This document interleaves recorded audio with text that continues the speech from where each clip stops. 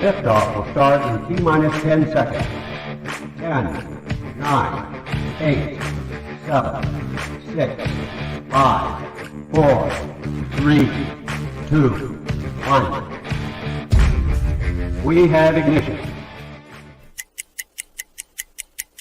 It's time! 17 seconds from Game 7 or from championship number 6. Jordan open. Chicago with the lead. Mike got a piece of it. It comes off. The Chicago Bulls have won their 6th NBA championship. Tying run at second, 2 out. Palmero over the head of Jenks. Uribe charges, throws. Out! And the White Sox have won the World Series. To the far side around the 8-yard line to Hester. Under it and to the middle at the 15 to the 20. Breaks free to the 25 to the 30 to the outside. 40 midfield. 40 30 to the coast. 20 15 Hester 5. Oh! Touchdown!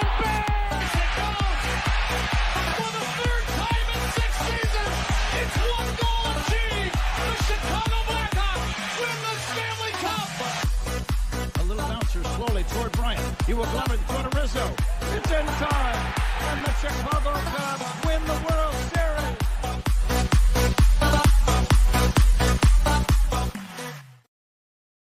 What up? What up? What up? Welcome to Shawn and Maya in the morning on this Hump Day edition. I'm your boy, the SuperBack, Shawn Sierra.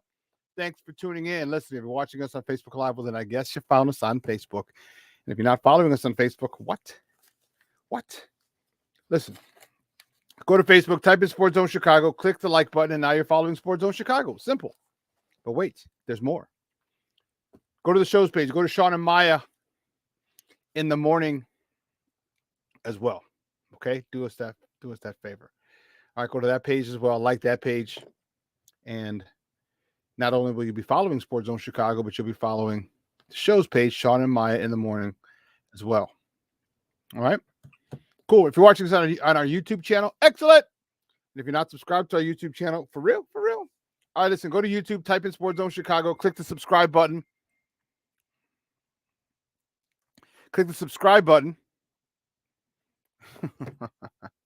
And also click the notification button. That's the little bell right next to it. And that'll let you know anytime a show from Sports Zone Chicago is going live. You get it? Got it? Good. Listen, if you're watching this on our mobile app, Wait, you didn't know? Listen, we have our own mobile app. Come on now, let's listen. So it doesn't even matter where you get your apps from. It doesn't matter where you get them from. All right, so here's what you do. Wherever you get them from, you go there, whether it's iTunes, Google Play, Amazon, Walmart, Kmart, 7-Eleven, Zayre, Zemsky, Macy, Montgomery Ward, Venture, Woolworth, wherever you get them from, you go there, you type in Sports Zone Chicago, you download it, you take us with you on the go. So not only do you get Shawn and Maya in the morning 3 days a week, not only do you get our other live shows throughout the week, not only are they archived there like they are on Facebook and YouTube, but I'll tell you what, we give you a slew. And I mean a slew of articles, thanks to my man Clarence Council III. Big up to Clarence for keeping you abreast of all articles Chicago sports related. Now, if you're watching this on our Roku channel, I like that kind of party, baby. Yay. Sports Zone Chicago. If you don't know, what? We have our own Roku channel. Are you serious?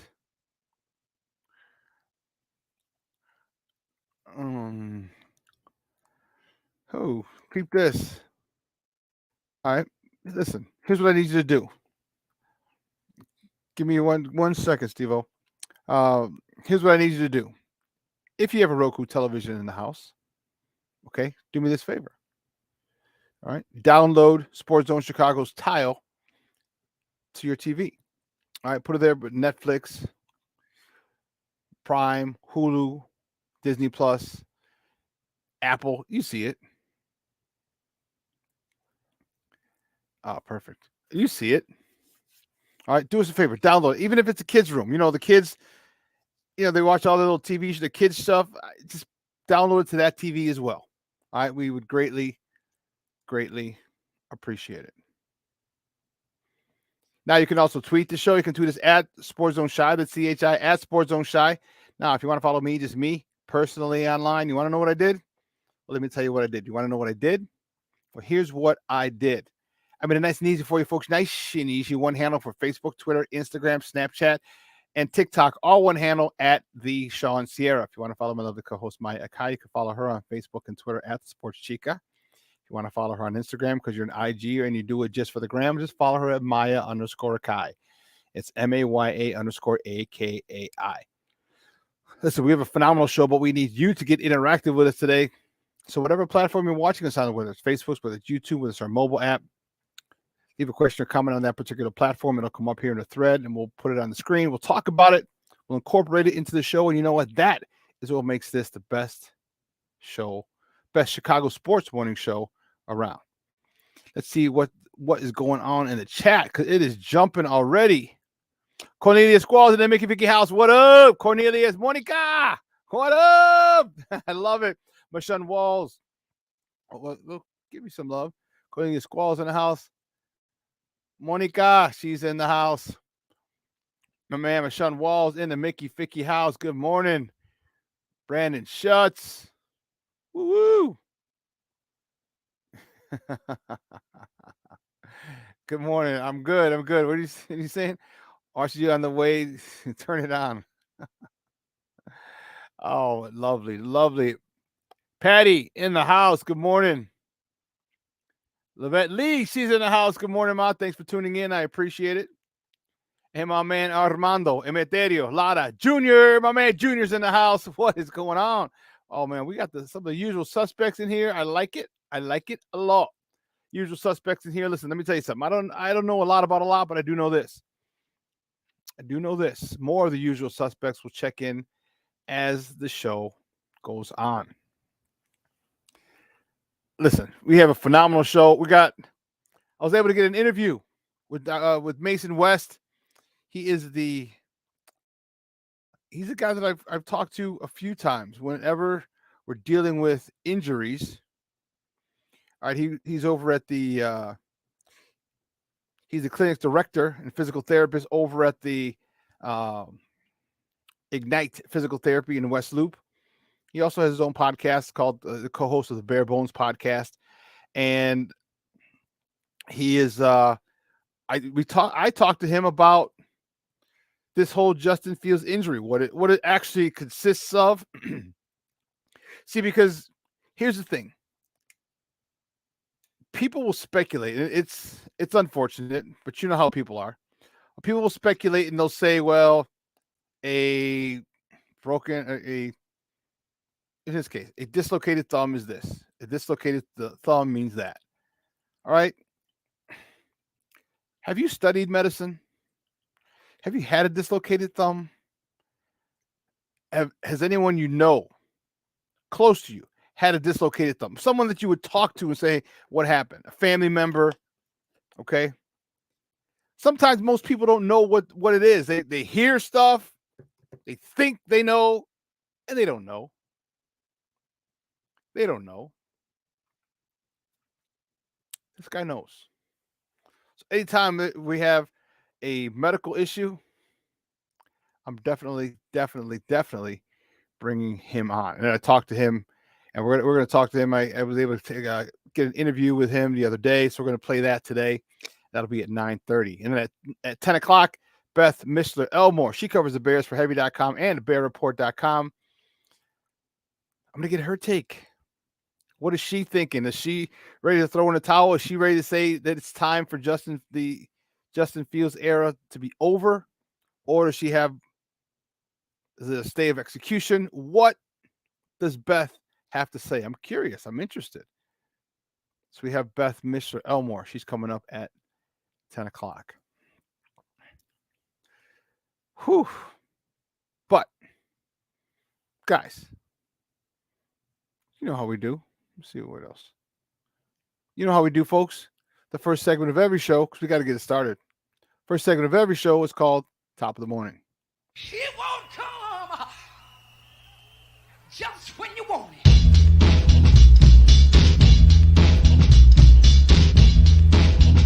Top of the morning to you.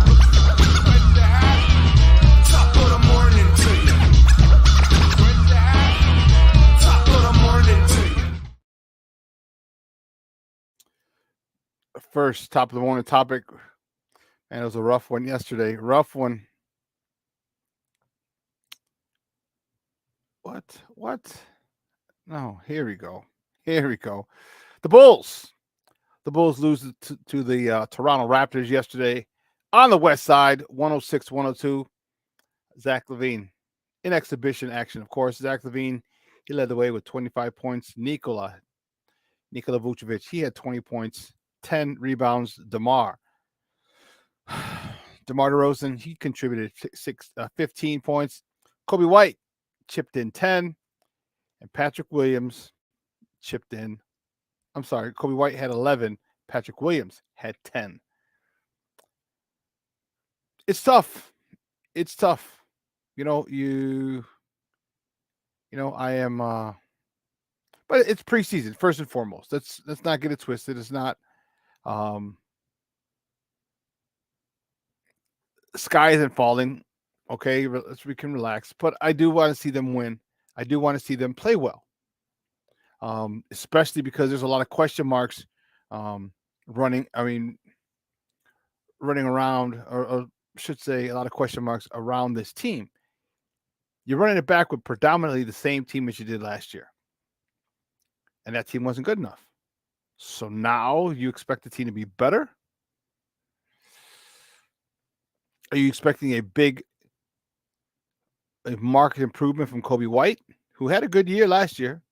Are you expecting a breakout year for Patrick Williams? I think we all are. So there's a lot of question marks. Who's going to be the point guard? Is it going to be Kobe White? Can Lonzo play? Will he be able to come back by the end of the season, or is it literally just the entire season down the drain again? Who's going to rebound?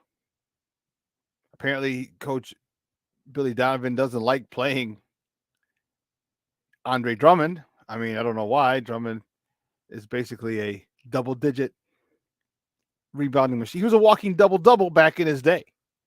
And I think he's only like 28, 29. It's crazy. But who's going to rebound? Who's going to defend the rim? There's a lot of questions. Going around the Chicago Bulls team, and I don't have any answers. Here's the crazy part. I don't know if the team has any answers. Because Bulls fans, we have a lot of questions. We definitely have a lot of questions. Answers? That I don't know. That, my friends, I don't know. Well, moving on. Next top of the morning topic, baseball. Woo, Charlie, baseball. National League Championship Series. Game 2. Philadelphia Phillies, oh, wow, obliterated the Arizona Diamondbacks 10-0. Philadelphia leads the series 2-0. Former Chicago Cub Kyle Schwarber cranked not 1, but 2 homers yesterday. And,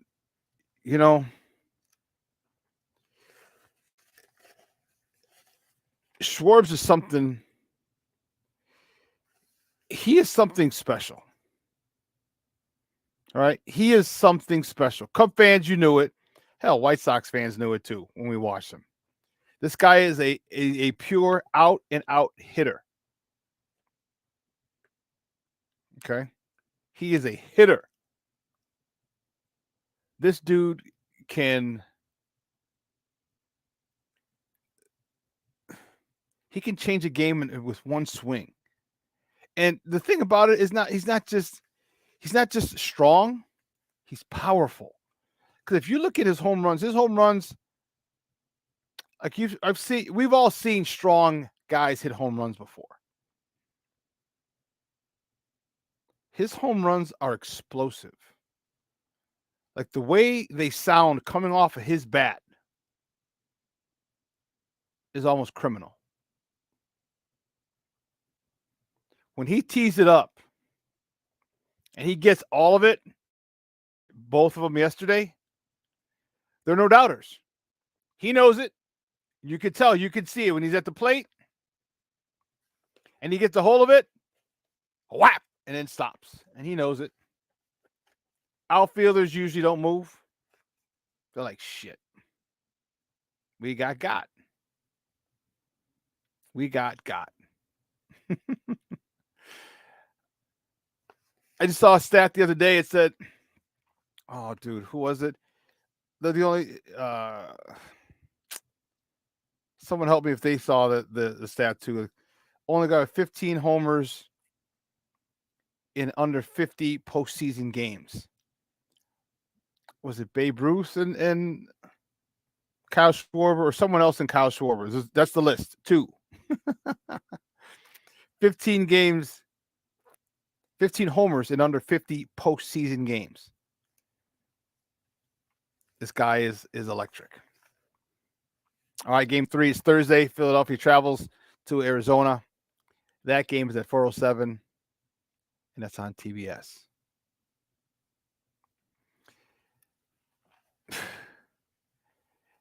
He's found a home. Him and Bryce Harper together. You saw them game 1. That's insane. That is a bad duo. I guess those some bad boys right there. Will they win another World Series? I don't know. Well, we're gonna find out. Will Schwartz get one? We're gonna find out. It's gonna be interesting to watch it play out. But keeping it moving, the next top of the morning topic, we're talking the AL, the ALCS game 3. Game 3 is tonight, 7:03. That game's on Fox. Texas leads 2-0. I'm okay with this. I am more than okay with this. You know, I will never have any more love for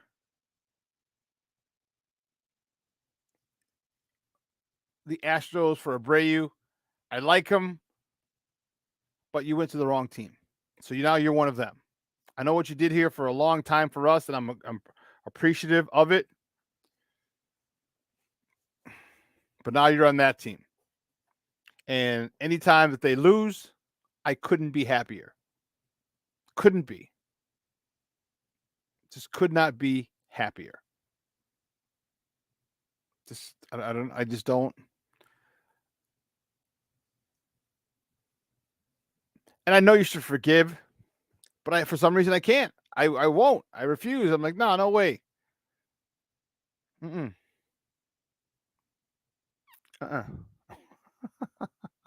No. But I don't know. So let's go. You know, I'm rooting, having a vested interest. Let's go Texas. It's the Battle of Texas. Texas Rangers versus the Houston Astros. They need to close it out.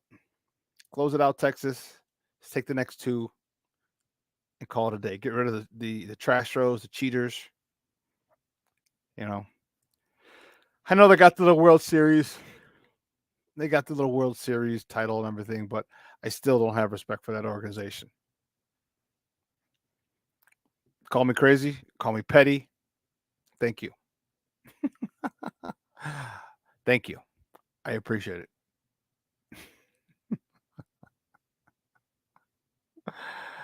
Oh, man.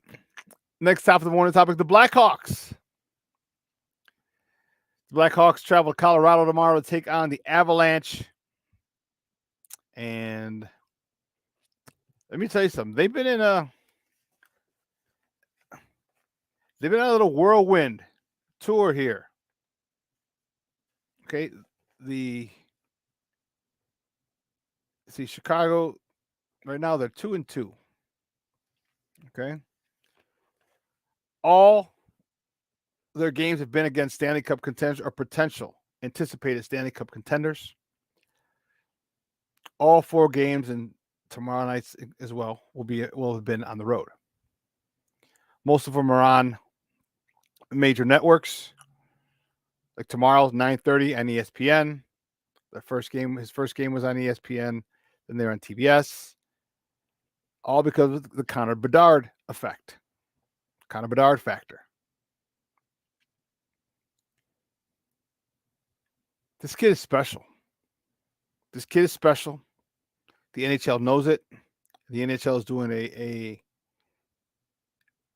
good job of getting him and the Blackhawks showcased nationally. Okay. They finally come home next week, or this week, I should say. They finally, Saturday, they're home. But they're then against the defending champs, the Vegas Golden Knights. So you talk about a gauntlet of teams that this Blackhawks team has to face to start the season. Ouch. Ouch. First 5 games on the road. What the heck was that? I'm trying to think. Were there any concerts at the United Center?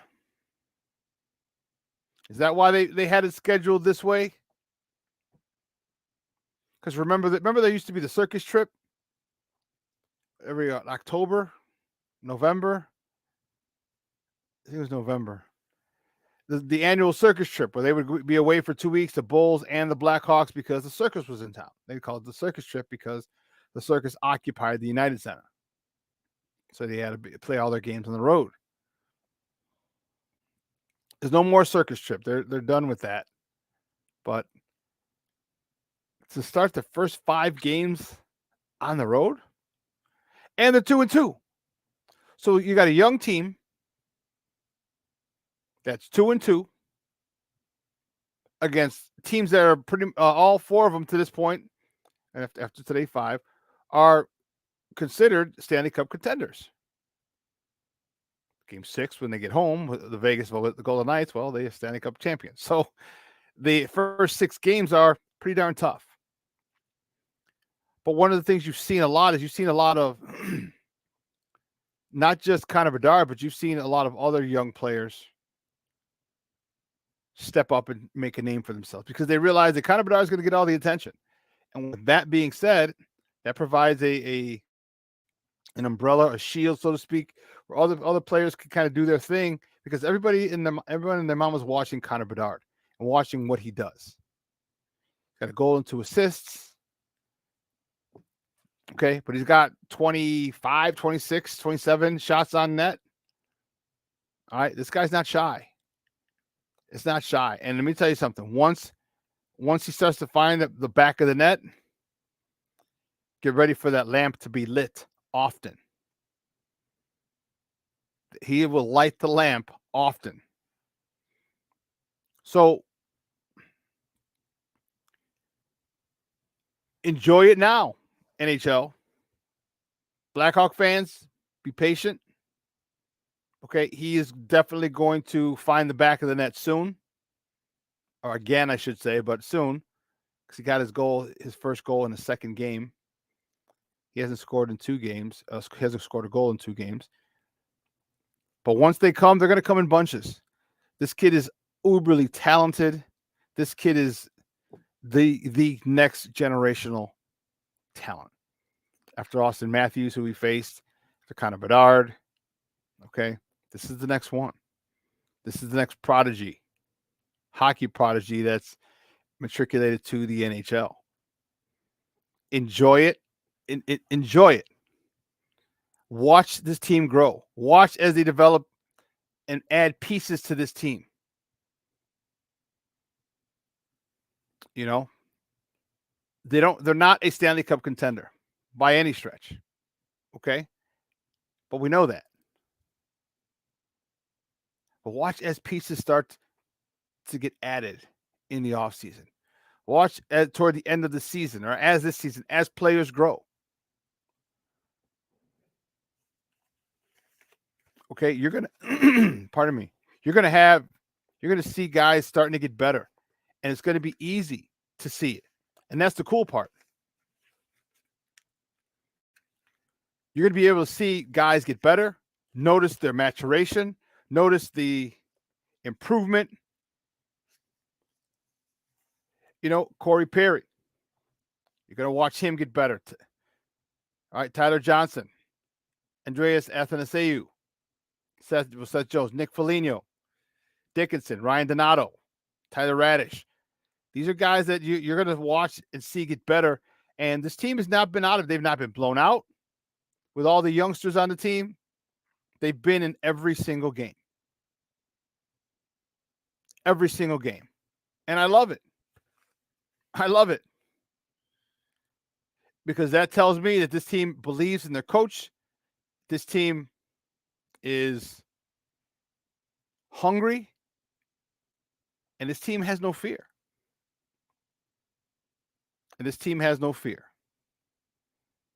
So, I'm telling you, if you can get a ticket to a Blackhawks game at the United Center, do it.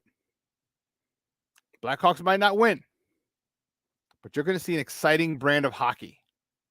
One is very reminiscent of the championship years that we just emerged from. Brian, I watched my first hockey because of Connor Bedard. Brian, you're not the only one. You're not the only one. I can guarantee you are not the only one who started watching hockey because of him. And that's awesome. It's a great game, especially when you have a superstar like Connor Bedard. Well, he's the superstar to be. Watch him. Just watch him develop. And it's going to be great. Just like we saw Patrick Kane and Jonathan Toews develop and grow up before our eyes, we're going to see this kid develop and grow up before our eyes. He's going to be one of our own, like Derrick Rose. Drafted here. We watched him become a superstar. We watched Derrick Rose become league MVP. Will we see Connor Bedard be an MVP just like Patrick Kane? Well, we're going to find out. We're going to take a break. On the other side of the break, we're going to get that interview with Mason West on Justin Fields. So don't go anywhere, folks. Keep it locked right here. Shawn and Maya in the morning on Sports Zone Chicago. Hey, it's your boy, the SuperBack, Shawn Sierra, and be sure to follow Sports Zone Chicago on all social media platforms, on Facebook, Instagram, and our Roku channel. You can find us at Sports Zone Chicago, and on Twitter, we are at Sports Zone Shy. Also, be sure to download our mobile app so you can take Sports Zone Chicago with you on the go. Time out. How are you feeling right now? Happy? Excited? Angry? Overwhelmed? One of the best things you can do for your mind health is to name what you're feeling. It can sharpen your awareness and help you talk about your feelings with someone you trust. Here are 3 questions to ask yourself. Where are your thoughts right now? In the past, the present, the future? Do you notice any sensations in your body? Is your heart beating fast? Is there a flutter in your stomach? Or are you fully relaxed? What do you need right now? Time with others? Time to yourself? Remember, there's power in this awareness. So find ways to identify what you're feeling today.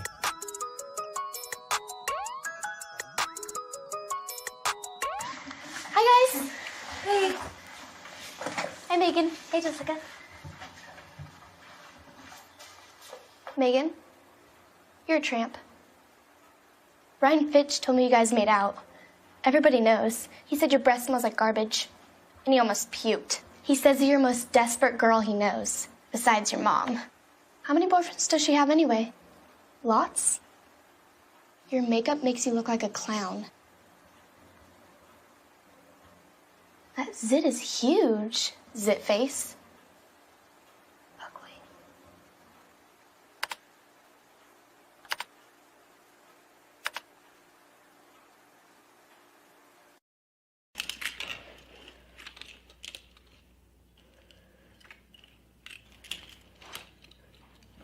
Hey, bud, what you doing? I'm playing with cars. Cars? Can you show me what a car does? Whoa, whoa, whoa, whoa, whoa. Hold on a second. First of all, this is a school zone. So you need to put down your cell phone, stop texting, and let's get to driving. Now you're coming up to a stop sign, right? You need to slow down and stop before you hit that Y line. I want you to look left, right, left. You don't want to get hit by a car going on your left, and to your right to make sure you don't get sideswiped by a guy coming from your right. You're coming, and you see a crosswalk. You better slow your horses down, because the #1 rule of driving is always yield to pedestrians. Now stop, pull over, and you are done driving. Gosh, what do they teach you kids in school nowadays?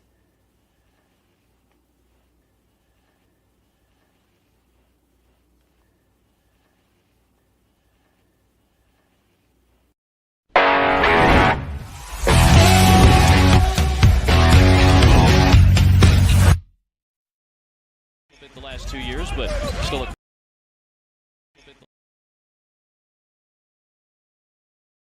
the last 2 years, but still a quality player on the perimeter. White, tough shot, and he got it to. Good threaded pass to Young. He's blocked by Torrey Craig. Here's White. Nice stop and go. Good use of the glass. Good outlet feed. White to Levine. He's done it with big-time names throughout the last several years.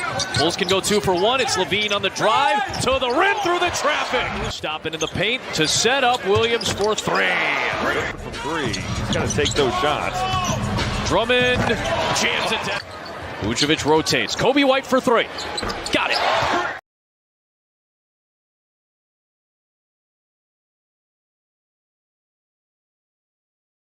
Welcome back to Shawn and Maya in the morning on Sports Zone Chicago. Those clips courtesy of NBC Sports Chicago. Good to hear Adam Mean back. He's got that voice. He's got one of those distinctive voices, just like Jason Benetti. It's good to hear. Good to hear. Local product. Buffalo Grove or New Trier? No. Addison Trail. There you go. I know it was a two-word town. High school that he went to, Addison Trail. Bulls came out on the bottom end, on the wrong end of the score yesterday, but there's some things that I'm happy about. There's some things that obviously we still need to work on. There's some things that I'm looking forward to. Can these guys get better? Can Patrick Williams take a step forward? Can Kobe White really take over those point guard roles, in a way that's going to be effective for the long haul? I don't know, man. There's so many questions with this team. I'm waiting to get this interview queued up. Waiting to get it queued up right now, and I'm going to see. It is,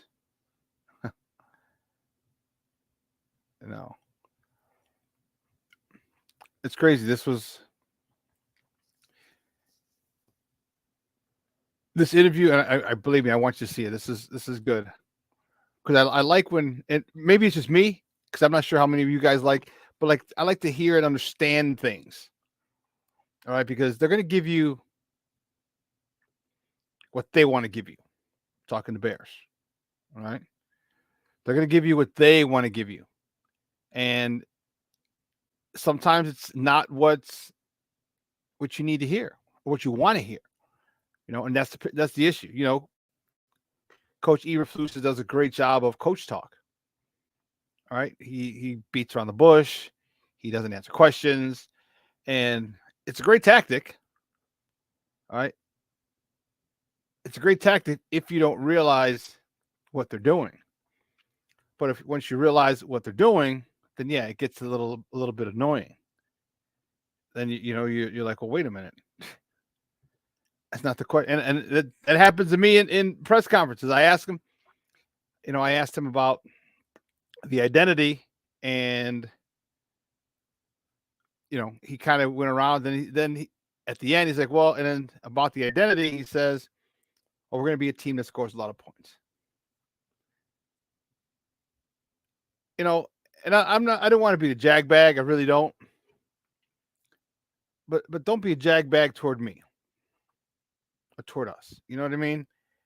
I guess because I'm part of us now, as much as I'm not a big fan of the media things. I'm one of them now. And just be as forthright as you can. And even, what? I would have a lot more respect if you just said, you know what? I'm not going to discuss that right now. I'm not going to discuss it. Period. I can dig that. I can deal with that. But to try and out-talk people, not answering the questions, that's bothersome. I hope he's got to do a much better job. And I don't know if he's going to be here. I don't know if he's going to be here, how much longer he's going to be here. You know,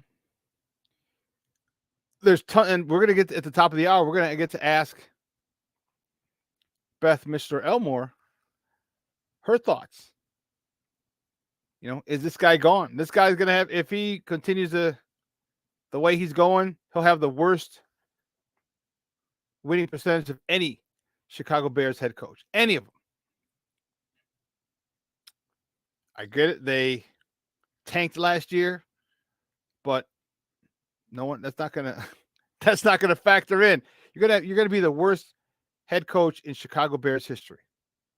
Does that mean he gets fired? I don't know. Does that mean Ryan Poles gets fired? You know, I was at a podcast last night and something came up. Something struck me.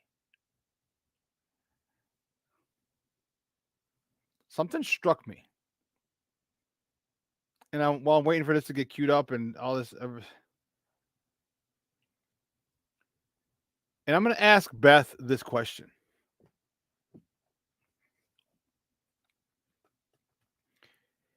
Is Matt Eberflus, is he really Ryan Poles' guy?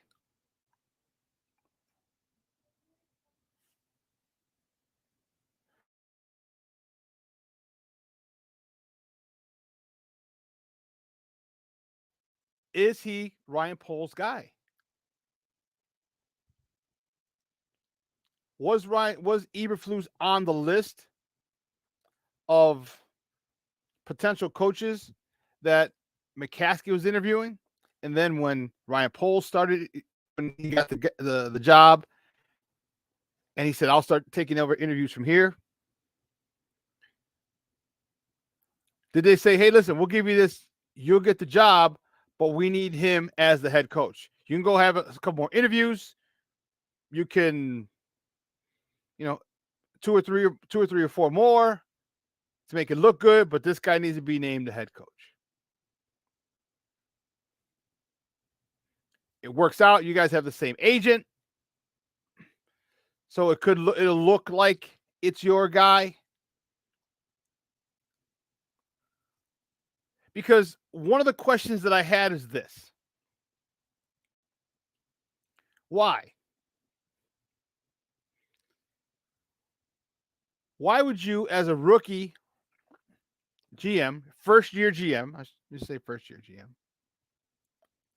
why would you not go get a head coach, a veteran head coach? Why would you not go, knowing that you have Justin Fields? Why would you not do that? To me, that doesn't make sense. That does not make sense.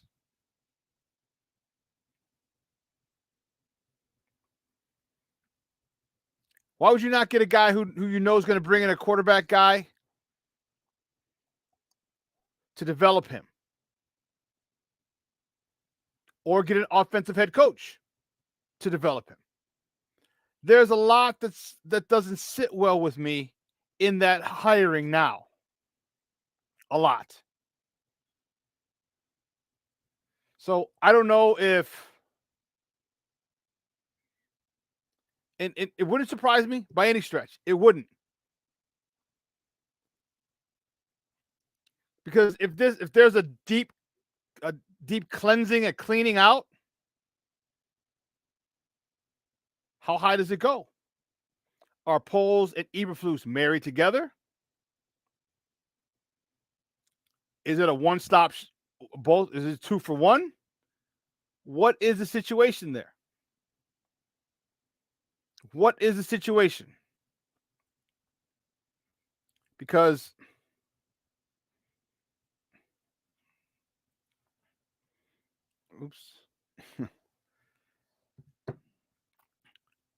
I would think that if it's not his guy, we'll be able to find out, trust me, because if Poles goes, if Eberflus goes and Poles stays,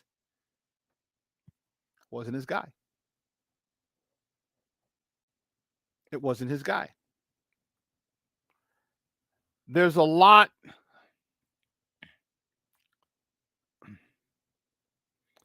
Cornelius. I never saw why Paul was so quick to hire Flus. Yeah. Yeah. So I don't know. It something just doesn't sit well with me regarding that. It doesn't sit well with me. And they'll never tell us. And we may not find out until after it all plays out. But something's wrong.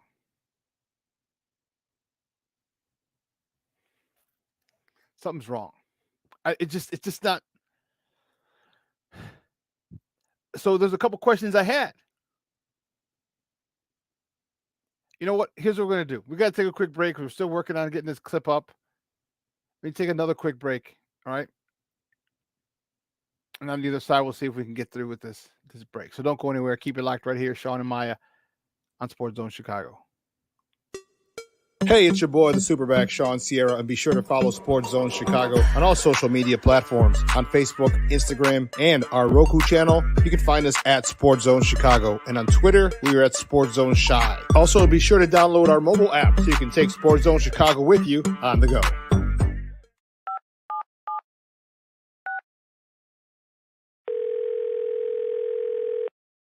Yeah, hello. I'm really not sure if this is what you all do, but I really don't have anywhere else to turn. Hi. I don't even know why I'm calling right now. I'm sorry. My thoughts are going a mile a minute. My kids are out of state. My buddies from the Army are all gone now. I'm really alone. I left the service last year. My mom just passed away a few months ago. I miss so much time with her. I keep getting calls about the bills, and I'm trying to get a job, but I feel so stuck. Okay, ma'am. I'm glad you called. Okay, sir. Let's stay on the line and walk through some things. Thanks. Okay. Thanks a lot. Thank you. We are looking for a few heroes, mentors, trailblazers, innovators. A passion to change lives, spark curiosity, open hearts, and awaken minds. Help students answer the question, who am I? This could be your calling, but this is no job. It's the journey of a lifetime. Be a hero. Be a teacher. Every day we take steps to keep the people we love safe, but some health risks are easy to miss. Ticks hiding in the yard can spread germs, like the ones that cause Lyme disease. Mice searching for food can spread bacteria that makes us sick. Mosquitoes lay eggs in standing water and can spread West Nile virus and more. Cockroaches are drawn to water in the home, leaving behind allergens that can trigger asthma attacks. Common pests can threaten our health. Learn how to protect your family at pestworld.org. Mental health and learning disorders don't discriminate. 17 million children and adolescents in the United States live with disorders like anxiety, depression, ADHD, and dyslexia. Less than half get the help they need to thrive. Help the Child Mind Institute change these children's lives. Visit childmind.org.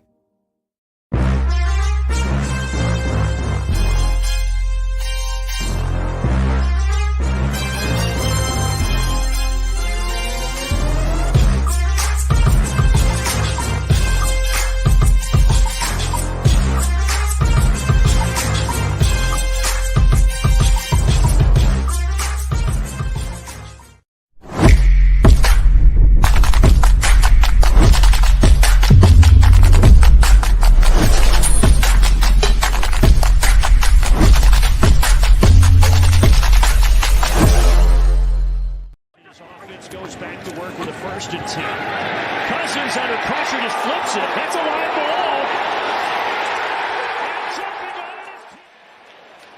ball. You saw T.J. Hawkinson come in motion. You would think that one of those guys, and this happened a week ago as well on a similar time.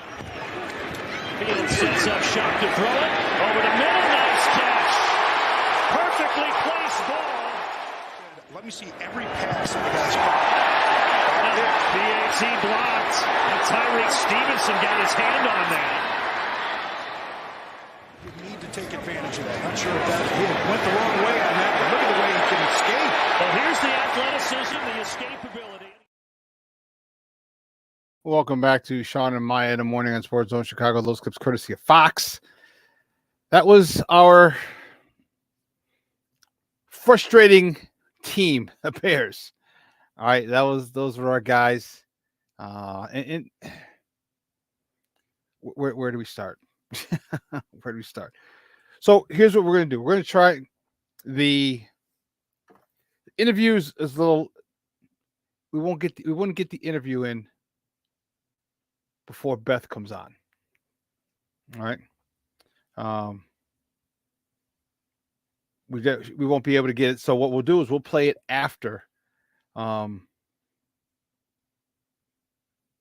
play it after Beth. We get a hold of Beth and she comes on at the top of the hour. So we'll finish up the end of the show with the interview with Mason. All right, that'll be easier. And we'll just we'll close out the show with that. All right, sudden change, things happen.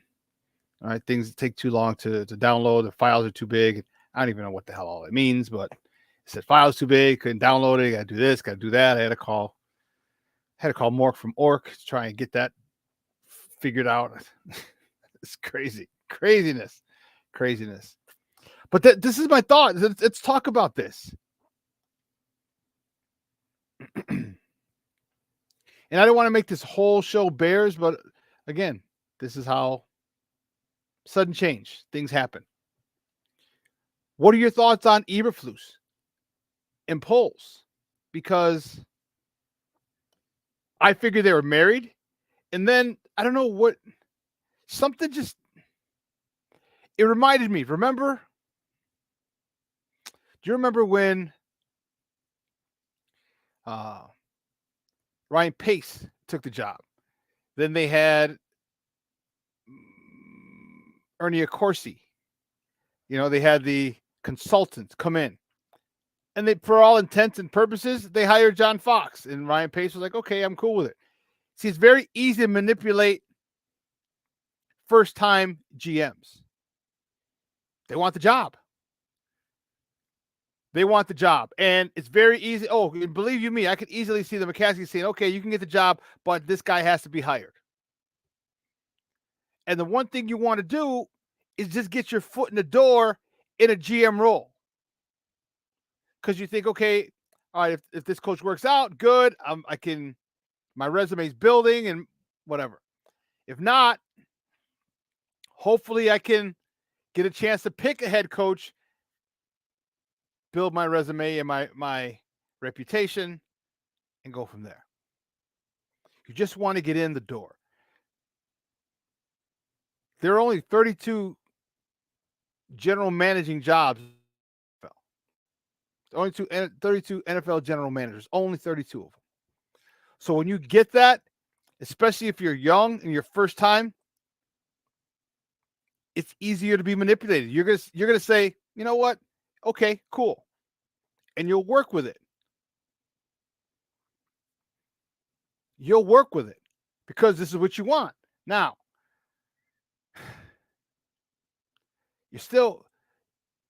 this would not surprise me from the organization known as the Chicago Bears. Wouldn't surprise me.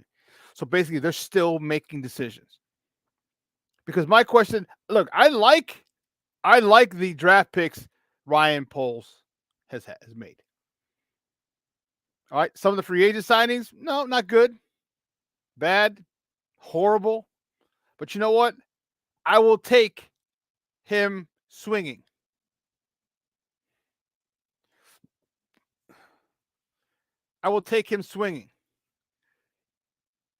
But we don't even know if he missed with Eberflus. That might not be his guy.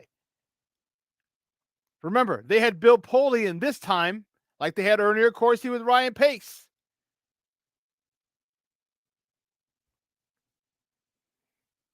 So they might have said, hey, remember, this is called the Good Old Boys Network for a reason, fellas, ladies and gentlemen. It's called the Good Old Boys Network for a reason.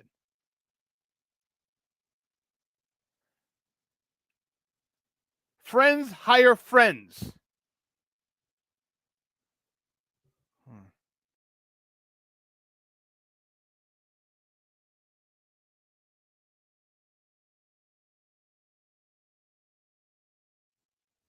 Friends hire friends. Okay? Friends hire friends. Let me tell you. When I worked in New York, all right, George ran the office. Okay? George ran our trading office. And there was a guy.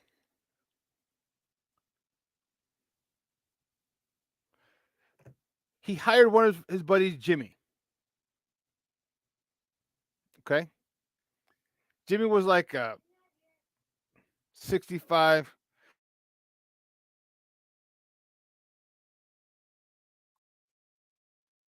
Like 65, 60, 65-year-old guy who'd worked on Wall Street before. Didn't gave him a couple of contracts, clients, excuse me. Didn't really do much. Made about 100,000 a year, 80 to 100. No, probably 100. But that was his. And literally, no one could say, you couldn't say anything to him because this was George's guy. You know what I mean? And this guy wasn't a jagbag about it. No, not at all. He wasn't arrogant. He didn't push limits. He was quiet. He's an old school Italian guy. He was quiet, went about his business. He knew. And he was there for, the time I was there, and was making $100,000 a year. That's what friends do. So Ernie Accorsi, this could have been a favor to somebody to get Ryan Poles in there, or it could have been a favor to get Eberflus. It could have been a favor to somebody. And the only way that Ryan Poles was going to get that job is if Eberflus was named head coach. Like I said, they could have disguised it any other way. Go take 3 or 4 more interviews, whatever. So now that Kevin Warren's there, how is this going to play out? Does Kevin Warren should have control over all of these guys. So does he get rid of Eberflus? What if we continue to play better and this defense gets much better? The defense has been improving. What if Tyson Bagent is a good game manager and the Bears win 3 or 4 more games? You still get rid of him? Or do you say, hey, Eberflus, you stay, you run a defense, or get someone else here to run a defense, but you got to get rid of the OC? But then again, what if Tyson Bagent plays well? What if Justin comes back and plays well? Do you still get rid of the OC? There's a lot of factors involved here. You heard Eric say it on Monday. The deciding factor is Tyson Bagent. If Tyson Bagent plays well, here's what you can do. You can keep Justin, keep Tyson, and this is person. And I thought about it long and hard. And this is what I would do: keep Justin, keep Tyson. You got a 4th to 5th year option. You can tag him twice. Okay, you can tag him twice, which is not going to be too crazy. But it won't be too crazy. So you have year 5, year 6, you got 4 years with him.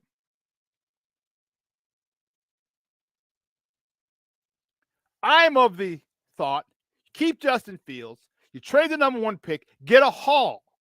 Now you got at least 4 players, 5 players, and you're going to get a player too, most likely, because that's how Ryan Poles works.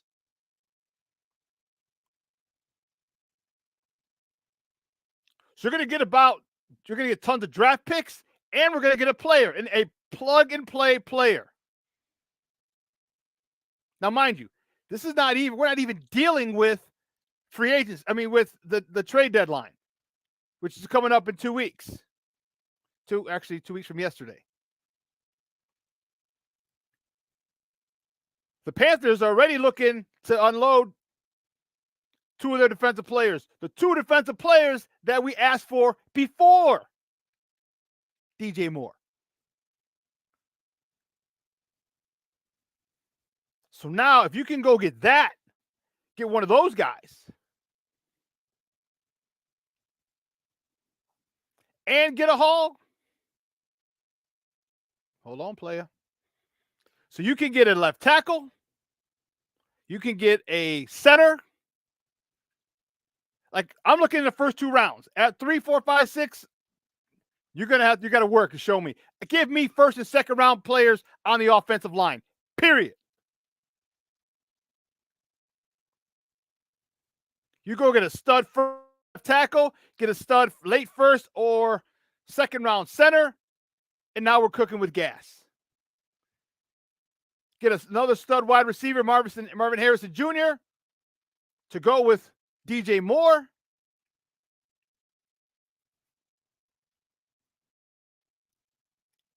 There's a whole bunch of stuff that can happen. And now you're cooking with gas. And I know this is a big if. But you make Getsy, you tell him this is how I need this offense run. Period. End of story. And the only problem with that is, and let him know, like, you're gone. Janoko will be the OC. He'll keep the same system. He can adjust it in the offseason, whatever. There's got to be some sort of repercussions, of consequences. But that's where I would go. That's how I would like to see them moving. I would like to see them moving forward. Cornelius, bingo. We have that first round pick in 2025. Yes, exactly. Exactly. You know, we're going to take a quick break because, you know, I'll go on a rant for another 2 hours. I was at a podcast last night with 2.5 hours. I was a guest. It wasn't mine. We're going to bring in our guest. All right. She covers the Bears for Heavy.com and BearReport.com. But let's take a quick break. A quick one, right about a minute. Nothing too crazy, because I want to hear what she's got to say. So we're going to listen to Beth. We're going to welcome Beth, Mr. Elmore, good friend of the program. We're going to welcome her on the other side. So don't go anywhere. Make it quick. If you got to go to the bathroom real quick, fast, in a hurry. Keep it locked right here. Shawn and Maya in the morning on Sports Zone Chicago.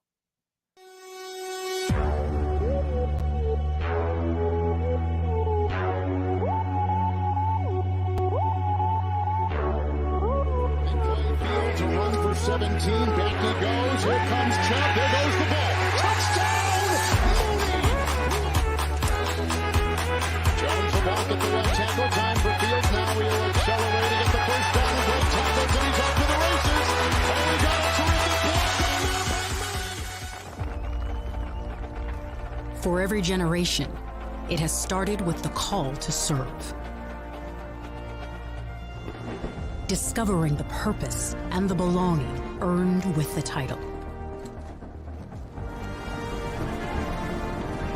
Learning to dig deep and push through adversity together. Defending our nation and its people. It is a life of great worth and reward. But Marines are never really finished serving. Their commitment comes full circle, visible in communities across our country. This is Semper Fidelis, always faithful, always Marine, marking a path for the next generation. So How are you with Bajan now going? You had a nice chemistry with Justin Fields, but now do you have a chemistry with Bajan, or is that something you got to develop on quick, fast, in a hurry? Got to be quick, fast, and hurry. You know, we got to play football. He's a baller, as you can see. So just got to get over for them and just be who I am, and then the rest of the receivers be who they are. DJ, if it is Tyson moving forward for X amount of weeks, what's your role in making sure he's up to speed? Just being available and open like I've been, and just egging them on and just giving them that encouragement that he's playing this year. Back to Shawn and Maya in the morning on Sports Zone Chicago. Those clips courtesy of yours truly. I was able to get in there and get that video, and I wanted to know, does he have chemistry? Does he have to develop chemistry? It's different. Trust me, it takes a minute, and when you're used to catching footballs from a certain guy, and it hasn't even been, the chemistry hasn't even been that great with Justin and DJ. Because one thing, if you caught what he said, kind of a little shot. He said, "I'm gonna need to continue to get open like I have been." Did you hear that? Did you hear that? DJ Slick, he's been saying a lot of things you got to catch. It goes over your head. So we're gonna bring in our guest. We're gonna see if she heard it. She caught it. All right. She is a good friend of the program. Again, she covers the Bears for Heavy.com and BearReport.com. Let's welcome, and you can find her on Twitter at Bear. New Twitter handle. Well, not new anymore, but when she first got it, I love it. Guys, let's welcome back Beth Mr. Elmore. Beth, good morning. Hey, Shawn. Good to see you, SuperBack. How we doing? I wish one of these times we'd actually have something good to talk about. It seems like it For always real on this road, doesn't it? Eventually we have optimism and then they give us no reason to have it. But what you were saying about DJ Moore, oh yeah, I heard that. It was subtle. Very there. And it's clear, it's clear to anybody watching that he should be getting the ball. Like, he's been clapping his hands off and on all season. Like, here I am, open now, pull the trigger. And it's just been really frustrating to watch because he's clearly got the talent, and we saw what he could do against the Commanders. I'm pretty sure he could do that, not those kind of numbers, but make plays week in and week out, and they're just not making him the focal point of the offense. It's so frustrating. It really is. And you wonder how much, and he's a good soldier. He's not the kind of guy, he's not, throw me the damn ball type of TO. Okay. He's the kind of guy who'll just kind of do or just kind of roll with the punches, which is good and bad. And I hope he steps up at least in meetings and doesn't tell us about it. I hope he says, "Hey, listen, throw me the damn ball." Yeah. I don't have to say it in public. I don't have to sell it to the media. I'm telling you, quarterback. I'm telling you, OC. I'm telling you, head coach. Get me the God-blessed ball. This young man is amazing. All right, we saw what he can do. So to specifically not throw to him in the open, and this is Beth. This is what bothers me. We didn't throw it. We threw to him once or twice in the first half. Why? Why are we trying to outsmart ourselves and be the smartest guy in the room just because that they realize that DJ Moore's a stud? Guess what? Here's a flash. Here's a news flash. Everybody knows DJ Moore's a stud. So you're you're not doing anyone any favors. Right. Why do you think that Luke Getsy decided to not go to him, even force plays to him in the first half? I think it's just like what you said. I think he thinks he's the smartest guy in the room. And I think there might be some sort of idea in his head, like, okay, everybody thinks we're going to go to DJ Moore. We're not going to go to DJ Moore. But who else? I mean, Darnell Mooney's fine. He's fine, but he's not DJ Moore. Like you said, we've seen what he can do. He can make plays. He can break tackles. He can catch. He can play pretty much anywhere on the field. And he's got great hands. Like you said, he's not a diva. He doesn't have an attitude. He's like the perfect player. He's 26. He could develop with whoever you bring in at quarterback. Like they could build a rapport, and it's just not happened with him in Fields the way that we hoped it would. And I blame Luke Getsy more than anybody. If I could get in his head that. Wow, that's like a bad neighborhood. I don't know that I want to go in there, but I would just like to know, maybe for a minute, like what the hell he's thinking with his game planning, because just when you think he's on a roll and he's got it, he turns the page to something completely different, and he's got Fields doing things that he shouldn't be doing. He's got, he doesn't account for facts like Brian Flores is so incredibly blitz happy that maybe we might want to, game plan for that. No, we're just going to trot out the same shit we do every week. Sorry. It's just week in and week out. It's unbelievable because you expect one thing and they sometimes give you like a little nibble of like, okay, this is good. We can do this. We can run a functional offense in the NFL. It's like, no, we can't. It's just unreal. I've never seen anything like it. don't apologize for being passionate and being real, Beth. Don't, because I'll be cursing. It's okay if you curse. It's all right. We're good. And that was it. That was on Getsy, and that was on Fields as well. That first play. I'm watching. I'm like, okay, like they're crowding the line. All right, I'm thinking which way they're gonna roll protection, right or left. All right, they're just gonna have to roll. I'm like, there's no coverage. I'm like, okay, give me a hot call. Something. I'm thinking quick out. Player, the coaching me is like, okay, I see it. Okay, they want to get burned first play of the game. They want to be down 7-0. Excellent. And he doesn't roll. The protection slides right. He doesn't roll. Last guy. And I'm thinking, you had 10 days to prepare for this. You saw he blitzed at 50 to 60%. You don't think he's going to probably blitz on the first play? Call me crazy. Then he shows it. My issue is this. Do you think Justin Fields has the authority to audible? Because if he does, then that's completely on Justin. It is. Whether they're just showing him the back out or not, you have to make that adjustment. Your thoughts? Do you think he has the autonomy to audible? I don't think they trust him enough. I don't. I think, because you're right. If he does have the ability to change the play at the line, if he can see, but I don't think they trust him well enough to give him that. I think that was part of why he maybe said what he said earlier in the year about having a lot of info in his head and a lot of voices from the coaching, and that he wants to just say F it and go play ball. I think they've got him thinking too much, and they're in his head too much, and they're not letting him, change plays at the line of scrimmage. I think Luke Getsy went from Aaron Rodgers to Justin Fields. And of course you're going to trust Aaron. He's like one of the best ever at, diagnosing what he's seeing, changing the play, getting the defense to do whatever he wants them to, essentially. Justin Fields isn't that. And I think that might have been a stark difference for Luke Getsy. And they might say that they trust him to do it, but it's clear that they don't have trust in him based on the play calling and based on what they have him doing in certain situations, to me anyway.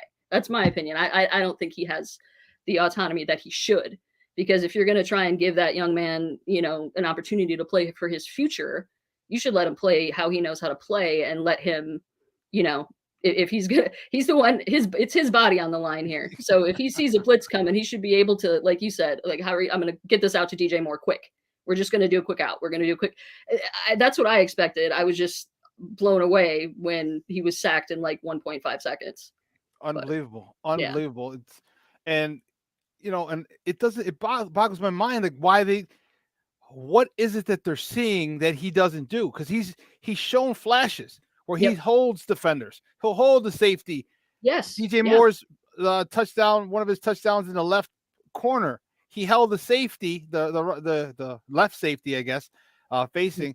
He held them looking at the guy up the seam, able to hit. So his ability to read defenses. So when people say that he can't read defenses, at that point I don't even talk to these people, because okay, then you don't know football, because you can't see how he's maneuvering people. Then I can't talk to you, because it's a pointless conversation. But we've seen this. We've seen him do that. Justin Fields is one of the most intelligent guys. The little aptitude test that they talked about. He scored the perfect score. What is this? Why could it be Luke Getsy overcompensating? So when you're with Aaron Rodgers, he's like, shut up, sit down, enjoy the credit because I'm doing it. Yep. And now is he trying to overcorrect? So now he wants to micromanage? Could that be it? I don't know. I think part of him is that's his system, and he just wants it run how he wants it run. These guys Nagy was the same way. A lot of these guys, especially first time, and he's a first time offensive coordinator, first time coaches, first time GMs, even kind of get this it's arrogance almost about them, and they've never done it before, but they know. And it's just like he reminds me of Matt Nagy in that way, where he's just going to run what he's going to run, and he will not. But last year, that's what makes it so baffling, is because unlike Nagy, last year he made changes, he made adjustments, and he gave us hope a little bit with what he designed and what he had Justin doing, and Justin was capable in that offense. So it was entirely baffling when they started the season, almost like, you know what, we're gonna abandon everything entirely. We're not gonna have any rollouts. We're not only going to target DJ Moore twice. We spent all this money. We're not going to have a pass. We're not going to try and get in Jordan Love's face. We're not going to do anything. Like you said earlier, they had 10 days to prepare for the Vikings. They had an off season to prepare for the Packers. they are not good at preparation. This whole coaching staff, none of them, offensive or defensive, on either side of the ball, are they good at preparing for whatever's coming next week? I've just not seen it. How do you think this plays out? So now we got Tyson Bagent Man, okay? Secret Bagent Man. Yeah. I'm excited for him. I am. This kid, I asked him at the game, in a post-game presser, I'm like, how confident, if you moving forward, if you're QB1, how confident are you leading this team to victory? And Beth, without even skipping a beat, without even, he's like, I'm very confident. I was like, okay, I like it, kid. I like the moxie. I like the self-confidence. I love it. So now let's get out there. The one thing that I'm anxious to see, like, mind you, I didn't want Justin Fields to get hurt. I'm a Justin Fields guy. Many people are Justin Fields guy, but we're here now. He's hurt. Yep. I look at Tyson Bagent, and here's the thing that most people, again, don't get. He threw over 2,000 passes in college. 2,000. His junior year, he had 579 attempts. His senior year, he had 572 attempps. There's not a situation that he is going to come in, he's going to encounter that he hasn't seen before, not with 2,000 passes. Now, the skill level is going to be different. Yes, of course. But I can't find a situation that hasn't seen and he hasn't been comfortable in. And I'm anxious to see what he does, because he was getting the ball out quick. He was very decisive. He looked like he was very well versed in his offense. And that shook me. That surprised me. I was like, whoa. Even I know he had the sack strip, forced fumble. Okay, great. And the pick at the end. But other than that, he looked good, which is one of the reasons I'm excited to see how he progresses with all the reps this week. Yep. With hitting DJ Moore, with getting the chemistry with DJ Moore and Mooney and all those other guys and Tyler Scott. I want to see how that plays. How do you think it's going to play out with him in his first NFL start? I think he's going to like you and I talked before the season about how we expected to see the short passing game be a big part of the offense. Mm-hmm. I think that's going to be a lot better with Tyson Bagent, to be honest with you, because he gets the ball out quick. He gets rid of the ball quicker than Justin Fields. And I think a lot of people, they like that. I like that too. He doesn't have the arm or, the athletic acumen of Justin Fields. But like you said, a little moxie can go a long way, especially in this league. And that's the kind of thing that, say, people like Mitch Trubisky lacked, where they just never believed that they could do it. This kid comes in with all that experience, and football is football, man. Like you said, the competition is different. The competition is different, but the game is the same. And it's clear he loves the game.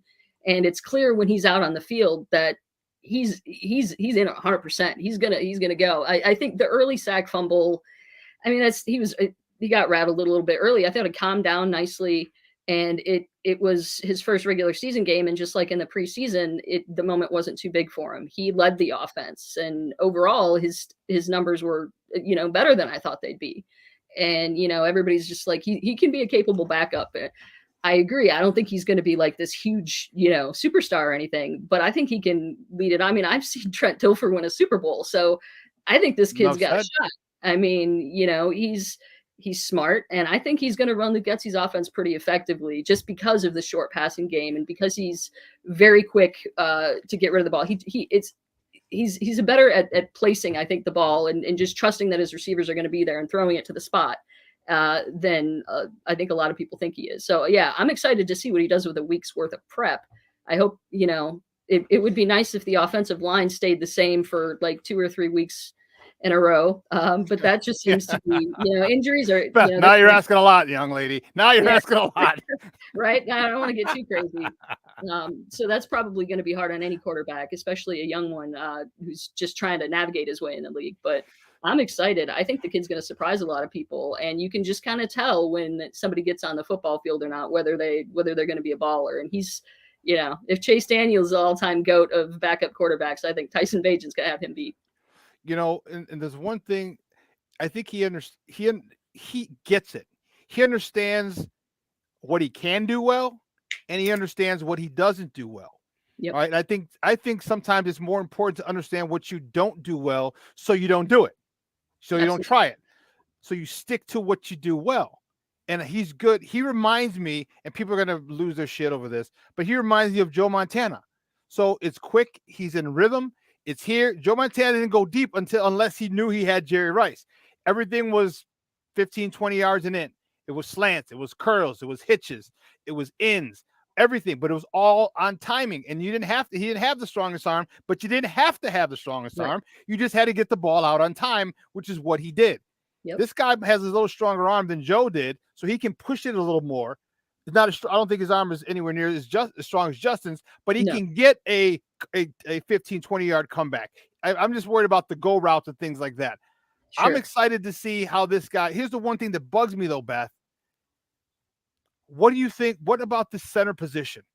When you have to worry about where the hell the God blessed snap is going to be, and you're getting a rookie who's going to have to take his eyes off the coverage to find the ball, then get back on the coverage.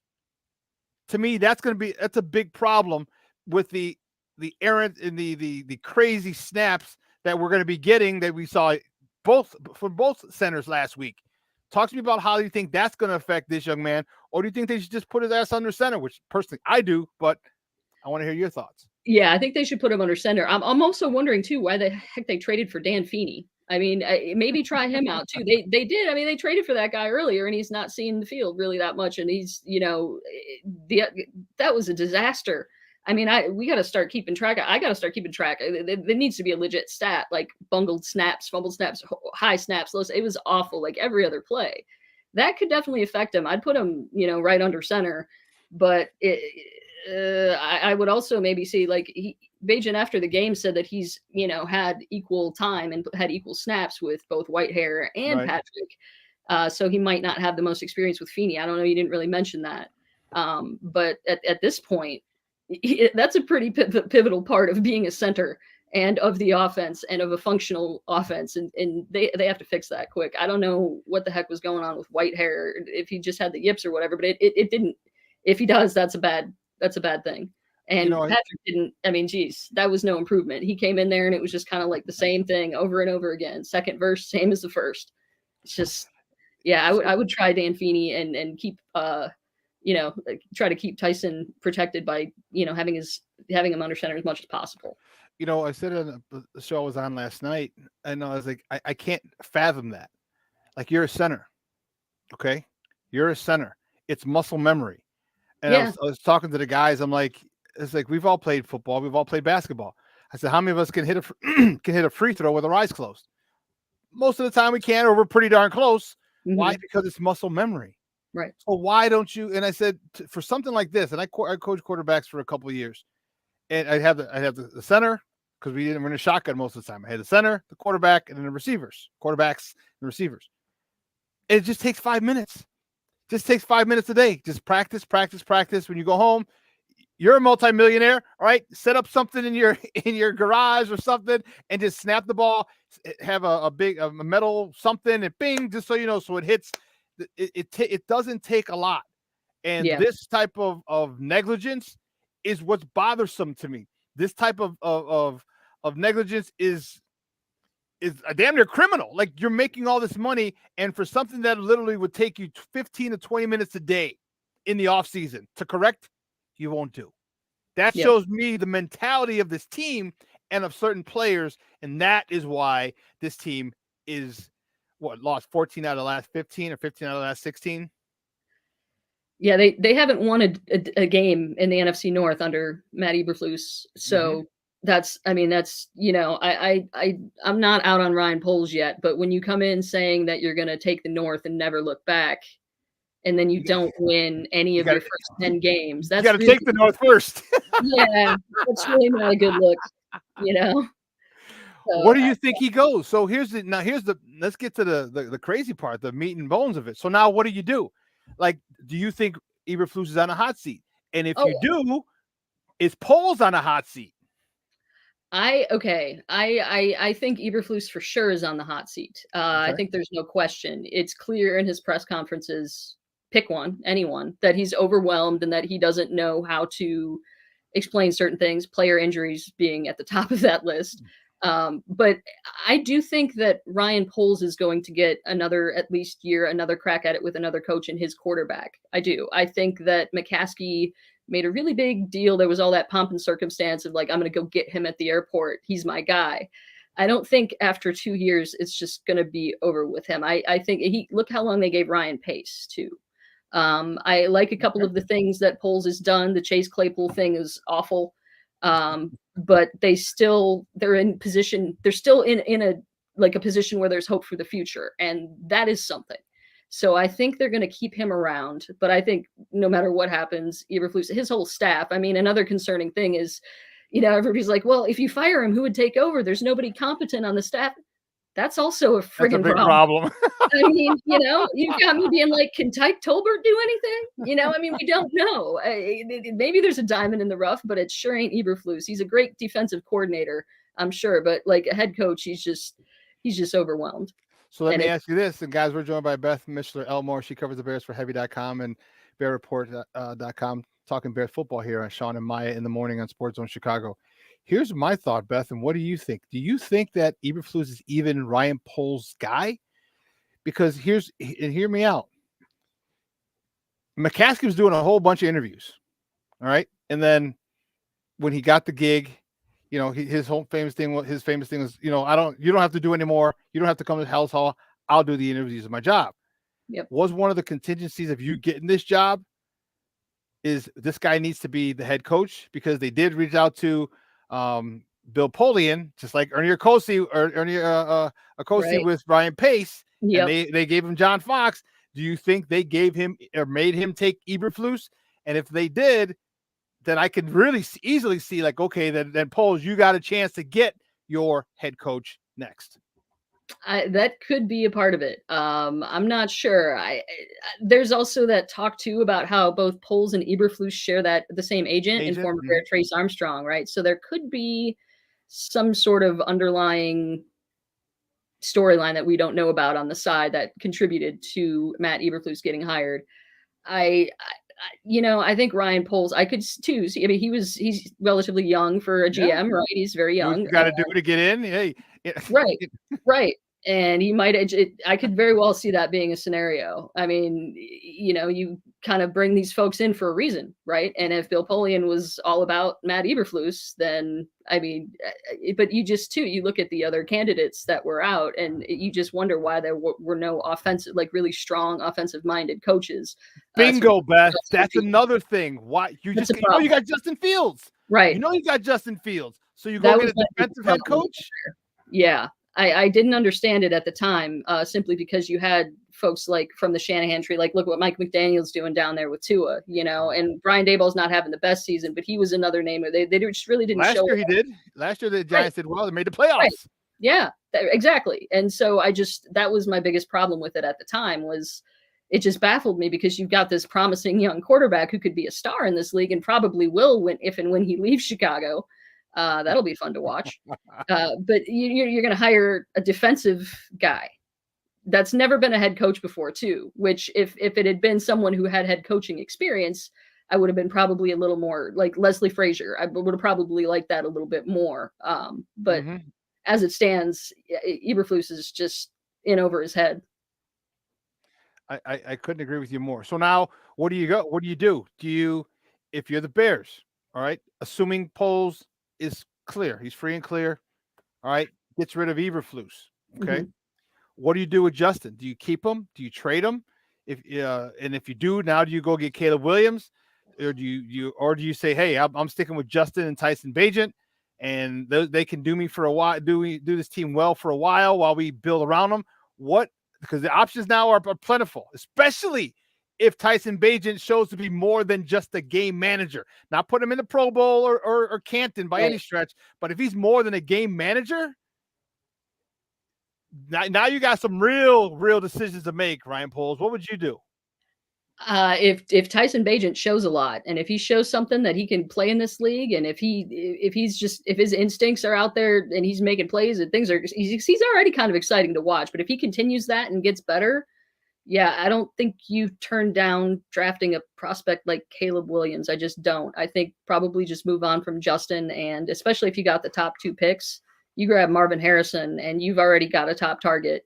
But none of it would mean anything unless you address the offensive line in free agency and bring in someone like Johnson up in Detroit, someone who's young and exciting. If you're gonna bring in an unproven coach this time, at least bring in someone who's offensive minded and who's done innovative things and who's proven to make players like Jared Goff look capable. That's blowing my mind what's happening. Yeah, it really is. But he's not the only candidate I consider, of course, but I just really hope they look towards offense. Because that's going to be a problem, a good kind of problem if Bajent plays well. But it all depends on where the draft pick is too, right? I mean, Caleb Williams he got pressured quite a bit. We saw how human he could be against Notre Dame, and his line was a big reason why. So I don't think who it matters if you get at quarterback if you don't have a line. And the Bears are getting better on the line, but their health and their depth, it needs to get better. They can never have continuity, and that's just you got to have continuity, especially for a young quarterback. It's just has been disastrous. So I to answer your question, that was a babble, but I think if Bajent shows something, keep him, and absolutely. And then I'd draft Caleb Williams and just make sure to get best available offensive quarter. Yeah. Well, me and you are on opposite sides of the fence. This one, I'd say stay both of them, get the haul, and build a team around them. Get the 5 or 6 picks and a player or two. And I mean, if they get a good coach in there and they get a new offensive line, and I kind of too want Marvin Harrison. I think he's the generational player of the draft, to be honest with you, over Caleb Williams. But yeah, I don't think that's bad. That's building it's still building. It's what Poles did initially when he got here to get us into the position we're in now, to where we have draft capital for the future. It's always a good thing. But yeah, Fields, you've got to get somebody in there. If we keep him, we got to get a whole new clean house. Yes, we definitely. I couldn't agree more. Because if you keep this guy, then you know what, trade him. Because I like Justin Fields big time. First of all, you're screwing with his career. You're screwing with his opportunity to make money. Yep. All right, he's not making it 250, 300, 350 if they don't get somebody in here who develops him. And to give that dude, I mean, this guy could be one of the faces of the league, but they just don't develop him. And you know what would hurt so bad is if we do trade him and he goes to Atlanta or he goes somewhere and someone says, ha, ha, ha, ha, thank you.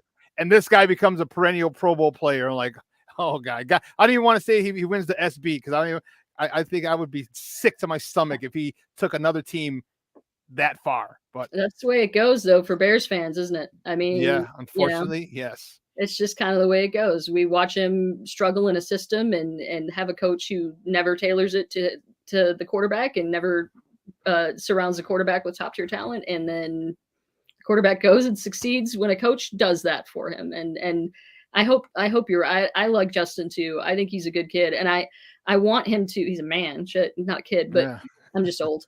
But I just want him to get a little Jay Cutler. You remember when he was like, "Tell Mike Martz I said F him," and he just get that. I just want him to, when he's healthy, push that Getsy bullshit aside and play football. Because it's his future. It's his, and Bears fans don't give a shit if he's gonna, go against what Luke Getsy wants, as long as it's effective. I said this. I don't know if I said it to you, but I've said it ad nauseum. People in the chat will confirm it. He's got to have more of an asshole about him. Yes, that's how. Yes, he's such a good soldier. He grew up in a nice 2-parent home, and nothing wrong. I'm not dissing that at all. But I'm saying his dad was a cop, so he's very structured. And then he listened to all his coaches. And I'm not saying don't listen to your coaches, but I'm saying there comes a point in time when you're on the field, the coaches coach you. But when you're on the field, you're playing. Right. You have to make the decision that's best for you and the team at that particular point. The coaching sometimes has to go out the window because you need to survive. You need to make a play. You need to do something off script. He needs to do something more off script. And he needs to say, hey, you know what? This play's stupid. All right, listen, we're going to change this, and I played with a couple of great quarterbacks in college, first team All-American, and I had 2 other quarterbacks that took me to national championships. And there were times when the play would come in. One of my guys, the player would come in, he look at the receiver because we didn't have we're not running that stupid shit. And he said, all right, he gave me this combo on the left side, give you a combo on the right side. Right, ready, break. We scored a touchdown. The OC's like, I didn't call that. We're like, we know. That's why we scored. And that's what he needs to say. Yes. I know what's good. And I think he's able to. I think he has a much better grasp of the system than maybe Getsy thinks or wants him to have, because now Getsy say, do it my way, do it my way, do it my way. If you're a good coach, say, hey, do it my way unless you got a better way. That's the way a great offensive coordinator, do it my way unless you got a better way. And if it works, good. If not, I'm going to chew your ass out. And then I'll still have you change plays later if necessary. I don't think Getsy's giving him enough leeway, and Justin's got to take it even if it's not being given. Agree. Yeah, that's why when you asked me earlier if I thought he was allowed to change play, like audible and change play, I don't think he's got a lot of leeway there. I really don't. I think he's just kind of been handcuffed, and it's a shame because he's a joy to watch when he's playing free. Oh my gosh. Beth, great stuff as always, man. Me and you could talk for hours talking this stuff. I appreciate your time. Do me a favor though. Let everyone know where they can find you and your work online. Yeah, so you can find me on Bear Report. I do post-game and pre-game articles there every week, and you can also find all kinds of stuff at Heavy on Bears on Facebook. Great stuff. Hey, we'll be in touch soon again, and just love talking Bears with you. You too, Shawn. All righty, thanks. Take care. Bye. Guys, that's Beth Mr. Elmore. She covers the Bears for Heavy.com and for BearReport.com. We're going to take a quick break, and on the other side of the break, we'll see if we can get this God-blessed video with Mason West. All right, so don't go anywhere. Keep it locked right here. Shawn and Maya in the morning on Sports Zone Chicago.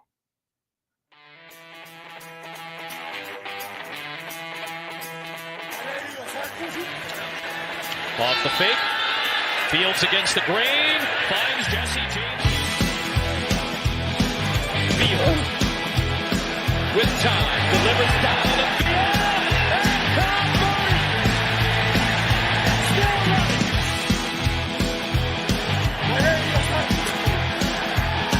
One way, Fields stumbling, trying to cut it back. Justin Fields making magic happen.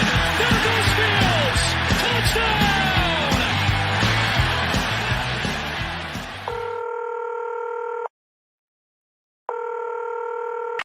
911, operator 901. Where's the emergency? 127 Brynmere. Okay, what's going on there? I'd like to order a pizza for delivery.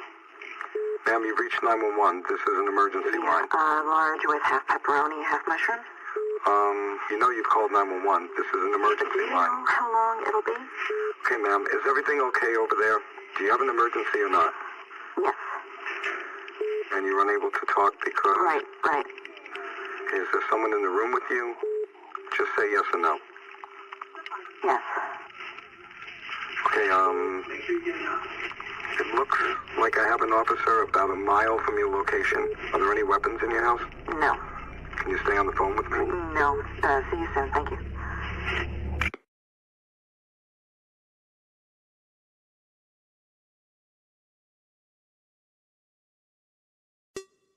Hey, it's your boy, the SuperBack, Shawn Sierra, and be sure to follow Sports Zone Chicago on all social media platforms, on Facebook, Instagram, and our Roku channel. You can find us at Sports Zone Chicago, and on Twitter, we are at Sports Zone Shy. Also, be sure to download our mobile app so you can take Sports Zone Chicago with you on the go. When I'm flying, I put my helmet on, my visor down, my mask up.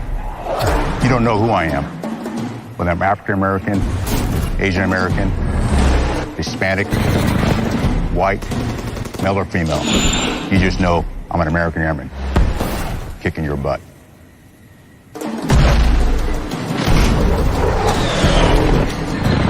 I'm General C.Q. Brown Jr. Come join us.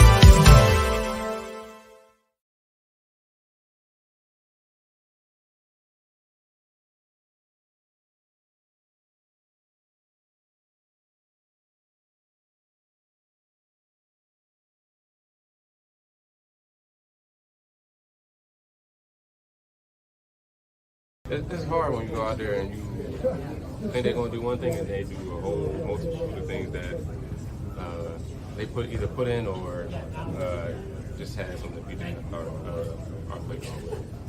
A lot of stuff you haven't seen on tape. No, they just maybe ran it a different way or got to it a different way. So that was just it.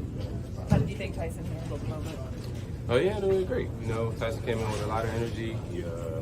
We seen him out there just running around playing football. And, I never seen a pitch and catch like him and Tyler did on the sideline. So I was like, ooh, about to win, but we didn't.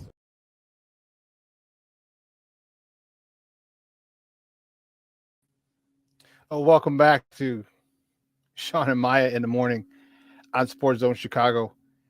That was our guy, DJ Moore. You know, I like DJ. I do. I really wish him well in his stay here. I really want that. I want that chemistry to be there.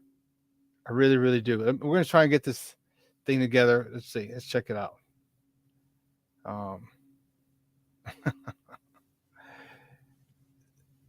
Oh goodness, no. And my guy had. There you go. No. Oh goodness. See, this is why.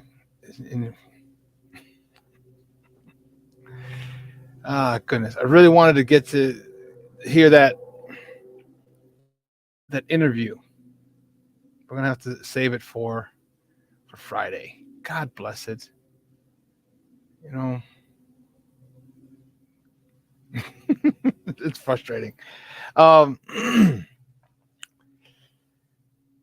asked Beth about is this Ryan Poles guy? There's a lot of different theories. I find it very difficult to wrap my head around the fact that people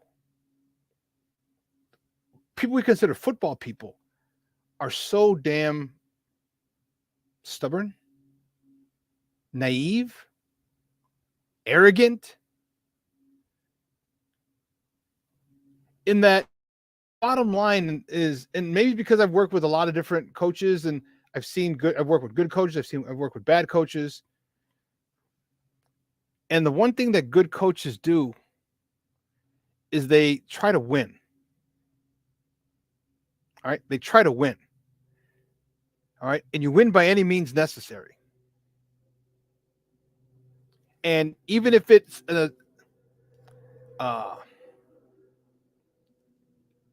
offspring of your system and your ideology, and you have to morph it because of the talent that you have, then you morph it because of the talent that you have or don't have.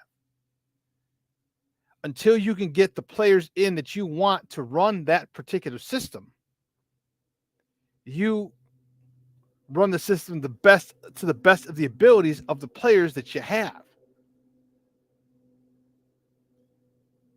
And the reason that I still can't find, but the reason you have Justin in shotgun so often is befuddling. The reason you run RPO on 3rd and 1 is befuddling. The reason you don't have a jumbo package on a short yardage package with an offensive lineman and a fullback with 21 personnel, 22 personnel is befuddling. The reason that you don't have these centers work on shotgunning the snap for 5 to 10 minutes a day to make sure this doesn't happen in the game and cause a big play the other way is befuddling. So this is a scathing indictment on this coaching regime. Scathing indictment. Because if you take care of that, you know, you've heard me say it before. My guy JJ. JJ said, if you take care of all the little things, there are no big things. So you think it's a little thing, just 5 minutes a day working on shotgun snaps? Yep. Get your ass out to practice beforehand. Hell, 10, 15 snaps. Man, maybe not even 5 minutes. 10, 15 snaps beforehand. You got guys out there, assistants, and not even assistants, but ball boys and everything else out there. You get two of them. One of them hands you the ball, the other one catches the ball. And then he throws it to the guy in front of you, and he hands it. That's simple. Little thing. Take care of that. There is no big thing. There is no wayward snap going over Justin's head or rolling to Tyson Bagent or going to the left or going to the right. Damn, these guys got to be freaking Gold Glove shortstops to get a goddamn snap. And that takes time away from looking at the defense. Defenses shift. They disguise coverages. So what you're doing is you're screwing your quarterback. Because if I'm looking and I see a certain coverage, I'm thinking, okay, here's where I'm probably going to go because here are the soft spots in this coverage that I see. But once you get the ball and it starts to change, all of a sudden now you're like, instead of cover 2, it's cover 3. Different soft spots. But you can't notice that immediately because you're looking for the God-blessed ball. The ball's on the ground. The ball is up overhead. You got to tip it to yourself, get it, come down. Now the time you come down, they're ready in their cover 3 already. And you're thinking, where the soft spot is in the cover 2, and now you have to readjust. These are all things that happen like this. So if you take care of the little things, there are no big things. And what did I say before? You either coach it or you allow it. It's one or the other. Things happen on a football field because they're coached to happen on the field or they're allowed to happen on the field. And the fact that they were still having a God-blessed issue with the quarterback center exchange via the shotgun means it's being allowed.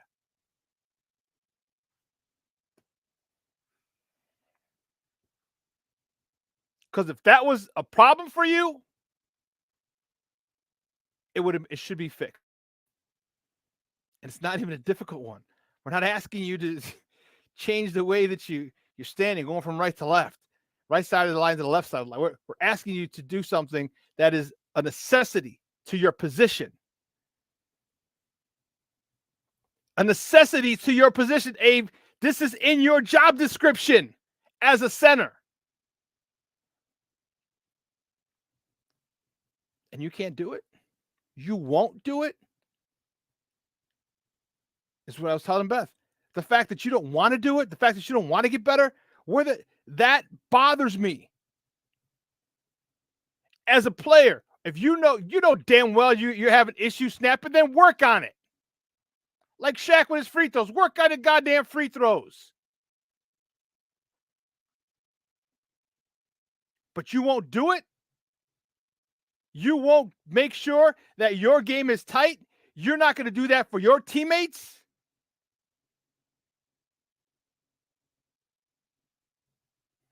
Listen, I played with hundreds and hundreds of guys.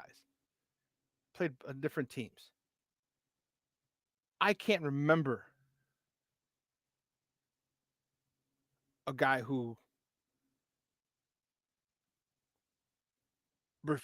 had issues and refused to work on his shortcomings.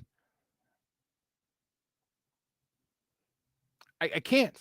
And I played with hundreds. I've been on teams with hundreds of different guys from grammar school to high school to college to my professional level, to semi-pro level. And if there's an issue with a player, they're always working on it. And you mean to tell me that this can't be fixed by the player himself, just with a little extra time before practice, after practice?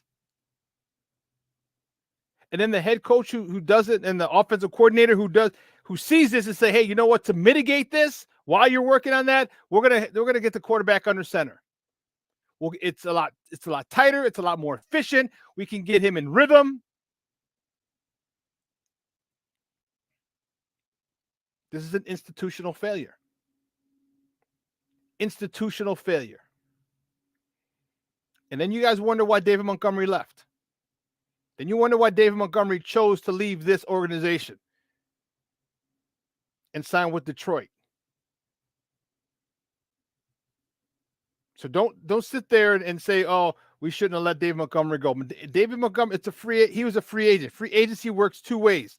The player, the organization wanting a player, and a player wanting to sign with an organization. It takes two to tango. He did not want to sign here.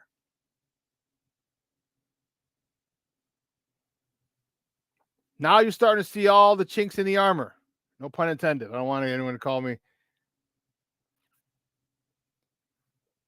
inappropriate comments by Shawn.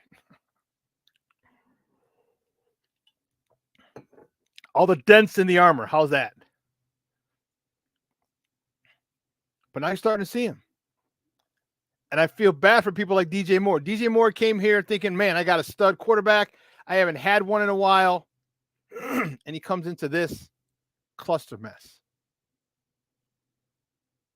They threw me about 2 times game 1. Did you not know who I am? Did you not read the back of my football card? Did you not remember that I've averaged 1,000 yards a season for my first 5 seasons? Did you not know that? Was it a classic oversight? Why am I getting the ball twice in the opening game? Justin, why are you not force feeding me the God-blessed ball? Because here's how this works. When you force feed the ball, DJ Moore is an uber competitor. So whether he's double teamed, he's going to get the goddamn ball. He's going to make plays, and they might knock it down sometimes. And if they do, it's only going to fuel his desire to make sure that he catches the ball when he's double teamed. So now if he's being double teamed, guess what they're going to do? They're going to triple team him. And that means everybody else faces man coverage. Or zones are going to be out of whack.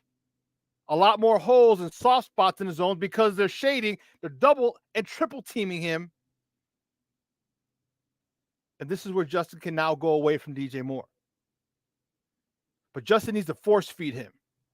Hey, homie, I'm coming at you. What's DJ Moore going to say? No, they were double teaming me. Don't throw it. No, he's like, throw it, partner. I got it. I'm going to get it. Remember how many times did we see Cutler force it to Brandon Marshall? And that Joker came down with it. DJ Moore will do the same thing. You know, a lot of this is Justin. Justin, you have to grow up. You have to be defiant. Like big picture, this is hundreds of millions of dollars for you. Hundreds of millions. Like they're not going to give you with this. This is exactly what the Bears want because they know Justin Fields can play. I think they keep him. They keep him. You build around him. So now you don't pick up his 5th-year option, or you know what? You do pick up his 5th-year option. No problem. It's a nice chunk, but it's not nowhere near the chunk he's going to get is if you extend him and give him the contract.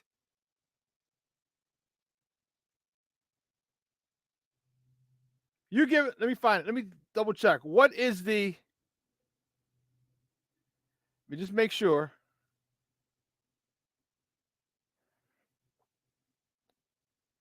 I need to find out the franchise tag.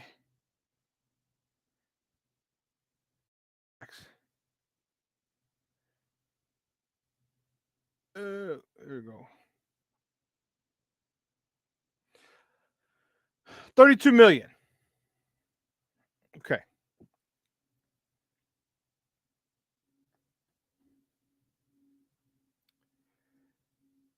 With this, now let's follow the money.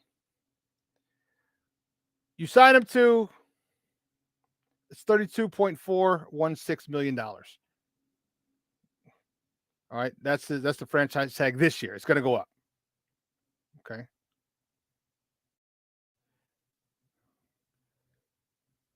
Let's see. It's 4 years, 18 mil. All right, let's pick it up. With a 3. What's this fully? Goodness, come on, tell me. Trying to find out what the 5th year of his contract would be. Son of a biscuit. All right, because if it's 32 mil, if it's 32 million, at least you know, and it's paid up front. If you get tagged, it's guaranteed. Period. End of story.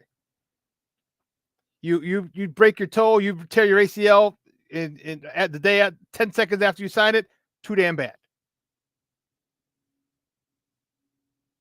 But it makes sense. Here you go. Here's the contracts. This is what I was looking at. All right, we're in. So his base salary, what was the signing bonus? The signing bonus was 11 mil. So he got 11 mil up front. All right, so his first year, base salary was 660, 825. This year he's 1.18. Next year is 1.6. Then his 5th year, they have to kind of figure that out.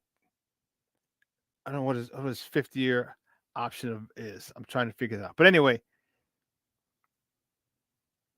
you can get him for 3 million his 5th year. Who knows? 5. That's a lot cheaper than, and then the franchise tag, 32.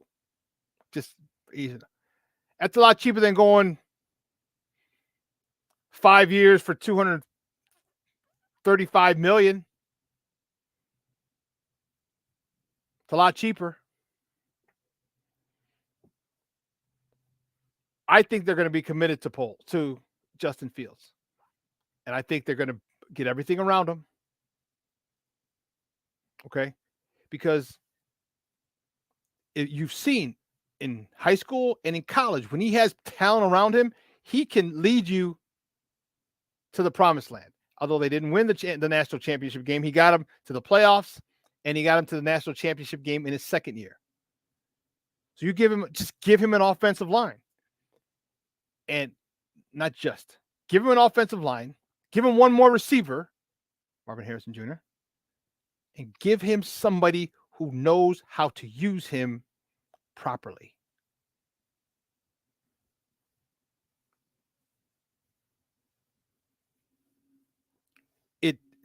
Everybody's going to say Caleb Williams. There's something, I'm telling you, there's something about Caleb Williams is unbelievably talented. Don't get me wrong.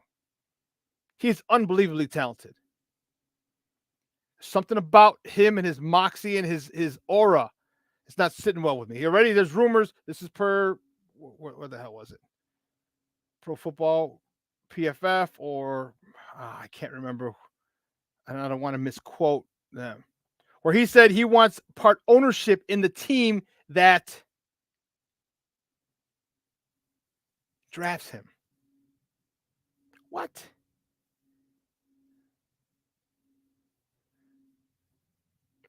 It can't happen. It's a conflict of interest. It's a conflict of interest. You know, you're asking for a lot of shit.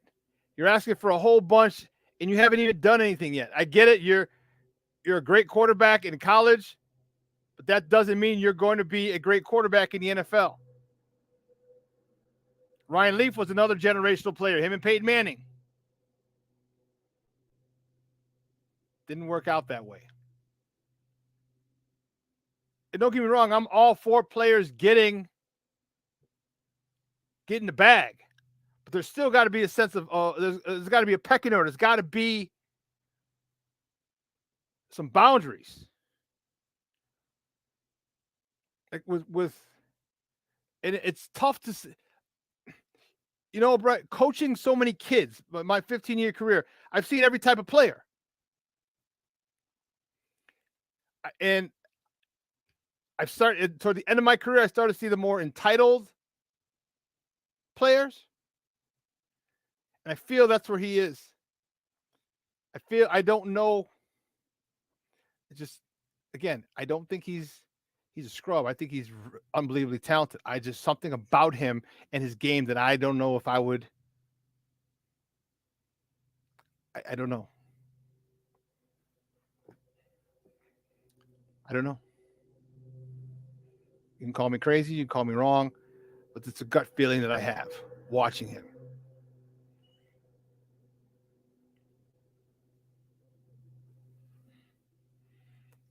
Vaughn, what are you saying here, Papa? The only way I see them getting Caleb Williams if they get the first pick. If they don't get the. Oh, if they get the. Well, of course, that's the only way you're going to get it. But I wouldn't draft him. I wouldn't draft him. I wouldn't draft him. I'm happy with Justin, and I'm happy with all the draft picks and player or players that Justin can put on this team, can bring to this team. Look what DJ Moore. I know we're not using him very as we should. Imagine if we got Robert Burns from Carolina. Imagine if we got another guy that we traded for, or another guy that in the trade. I'm trading that number 1 pick. I'm trading it. You don't have to be my guy. Can you win? Yes. Tyson Bagent win if you go down? Yes. Okay, good. If Trent Dilfer can win a freaking Super Bowl, Justin Fields can win a Super Bowl. Man. Listen, 2 hours is come and gone. I want to thank my guest, Beth, Mr. Elmore, for coming on talking Bears with me. I want to thank you guys, all right, for tuning in. This chat was lit again. Great stuff. So Friday, I'm gonna try and get that interview up with Mason West. Friday, we got our guest list already. Herb Howard's going to join me. All right, talking Bears, and Fred Pfeiffer is going to join me talking Bulls. So make sure you tune in on Friday. This show will be replayed today at 4 o'clock, 4 to 6. So if you missed it here, you can catch it. And maybe I'll move it to 6 on Wednesdays, just so people can get home from work. And I think, we'll do it. We'll put it at 6 o'clock today on Wednesday. All right. So it'll be moving forward on Wednesday. It'll be 6 o'clock. People can get home and check it out. You don't have to. All right. Well, listen, I got to take off. I got to go pick up Mom. She's at CrossFit. I'm excited to see her. So listen.